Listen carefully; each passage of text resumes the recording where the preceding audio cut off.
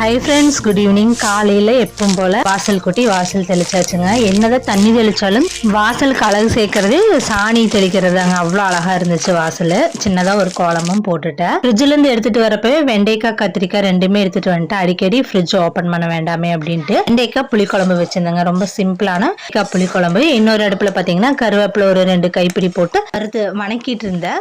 குட்டீஸுக்கு கருவேப்பிலையெல்லாம் தனியாக எடுத்து வச்சிருவாங்க. பெரியவன் சாப்பிட்டுக்குவான், சின்னவன் மட்டும் எடுத்து வைப்பான். சரி, இந்த மாதிரி கருவேப்பிலை சாப்பாடு செஞ்சு கொடுத்துடலாம் அப்படின்ட்டு சிம்பிளாக கருவேப்பிலை சாப்பாடு ரெடி பண்ணிட்டேன். அவங்களுக்கு டிஃப்ரென்ஸே தெரியல, டேஸ்ட் நல்லா இருந்துகிட்டே பசங்களும் சாப்பிட்டாங்க. காலையில் நேரம் குட்டீஸுக்கு லஞ்ச் பாக்ஸ்க்கெல்லாம் பேக் பண்ணுற டைம்ல இந்த மாதிரி கொஞ்சம் ஹெல்த்தியாக செஞ்சு கொடுத்தோம்னா ரொம்ப நல்லது. சில குட்டீஸுக்கு என்னதான் செஞ்சாலும் சாப்பிட மாட்டாங்க. அவங்களுக்கு பிடிச்ச மாதிரி இந்த வெண்டைக்காய் ஃப்ரை அந்த மாதிரி எல்லாமே செஞ்சு கொடுத்துடலாம். வீட்லேயே காய்கறி வச்சு இந்த மாதிரி ஃப்ரை பண்ணி கொடுக்குற டைம்ல கடையில் இருக்கிற பேக்கெட் ஃபுட் கண்டிப்பாக கேட்க மாட்டாங்க. நம்ம ஹெல்த்தியாக சமைக்கிறத விட இந்த மாதிரி அழகா பிளேட்ல வச்சு கொடுக்குறப்ப குட்டீஸ்க்கு விரும்பி சாப்பிட்டுக்குவாங்க.